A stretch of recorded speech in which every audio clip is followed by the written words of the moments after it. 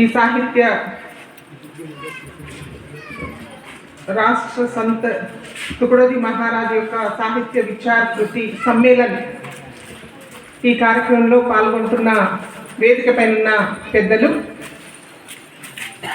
सबके नाम सभी को नमस्कार और ఈరోజు ఈ గ్రామానికి ఇచ్చేసి గ్రామంలో ఈ కార్యక్రమంలో పాల్గొంటున్న మహిళా సోదరిమణులు సోదరులందరికీ నా యొక్క నమస్కారం. చాలా సంతోషం. సంత్ తుకడోజీ మహారాజ్ సాహిత్యాన్ని గ్రామాల వరకు ప్రజల్లోకి తీసుకెళ్లాలని చెప్పి మహారాష్ట్ర నుంచి నాగ్పూర్ తుకడోజీ మహారాజ్ ఆశ్రమ నిర్వాహకులు వేదిక పైన ఉన్న పెద్దలందరూ మరి సాంగడి గ్రామానికి రావడం, మరి కార్యక్రమంలో నేను పాల్గొనడం నిజంగా అదృష్టంగా భావిస్తున్నాను.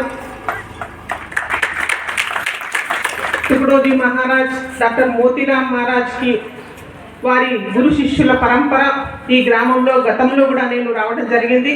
అప్పుడు మోతీరామ్ మహారాజ్ యొక్క జన్మదిన సందర్భంగా, జయంతి సందర్భంగా మరి ఈ కార్యక్రమంలో పాల్గొనడం, మరొకసారి సాహిత్య సమ్మేళనంలో పాల్గొనడం, మరి నాకు ఈ అవకాశం ఇచ్చిన గ్రామ పెద్దలకు నేను ప్రత్యేకంగా ధన్యవాదాలు తెలియజేస్తున్నా. భారతదేశం అంటేనే సాధు సంతుల దేశము. మనకు ఎందరు రాజులు రాజ్యాలు ఎందరున్నా కానీ సాధుల యొక్క సూచనలు, వారి యొక్క అభిప్రాయాలు తీసుకొని ఈ దేశాన్ని పరిపాలించేందుకు మరి భారతదేశంలో మనందరికీ తెలుసు. ఇంతకుముందు పెద్దలు మాట్లాడుతూ గోమాత యొక్క ప్రాముఖ్యతను చెప్పిండ్రు. అసలు మన దగ్గర గతంలో మన తాతలు తండ్రులు ఎప్పటి నుంచో కూడా ఈ ప్రతి ఇంట్లో గోమాత అనేది ఖచ్చితంగా ఉండేది. గోమాత వల్ల మనకి ఆరోగ్యము, గోమాత యొక్క ఆవు పాలు పెరుగు నెయ్యి ఇవన్నీ కూడా మన ఆరోగ్యాన్ని ఇచ్చేటివి, సంపదలు ఇచ్చేటివి, మనకు అన్నిటికీ శుభకరమైనవి. ఎందుకంటే గోమాతను మనం దేవుడిలాగా పూజిస్తాము.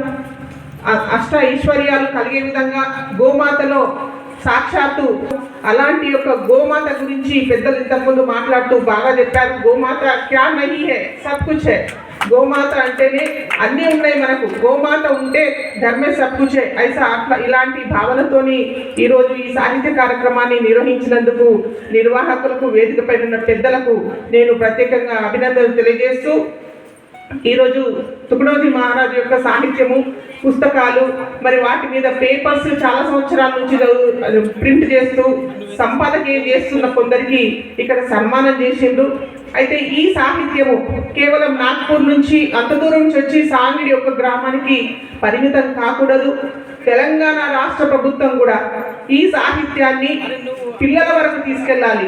అంటే ఈ ప్రతి పాఠశాలల్లో పాఠ్యాంశాల్లో చేరిస్తే ఈ సాహిత్యం మనందరికీ, మన తాతలు, మన తర్వాత నెక్స్ట్ జనరేషన్స్ కూడా మనకున్న ఈ ప్రాముఖ్యతను తెలియజేసే విధంగా పాఠ్యాంశాల్లో, పాఠ్య పుస్తకాల్లో చేరి చూపించాలని చెప్పి తెలంగాణ ప్రభుత్వాన్ని నేను కూడా డిమాండ్ చేస్తున్న సందర్భంగా मैं आप लोगों से आपके तरफ से एक बात बोलना चाह रही हूँ तेलंगाना गवर्नमेंट से कि ये सरकार, तेलंगाना सरकार इस साहित्य को आगे ले जाना चाहिए, पाठ्य पुस्तक में इसको शामिल करना चाहिए ताकि बच्चों को, आगे जनरेशंस को इसके साहित्य का महत्व मालूम होना चाहिए. भारत देश में ऐसे संत जो सदगुरु बाजीराव महाराज और तुकड़ोजी महाराज जैसे उनके आशीर्वाद से हम कैसा जी सकते हैं, उनके मार्गदर्शन में चलने के लिए हम उनके आश्रम में आए तो हम ये साहित्य आगे लाना चाहिए.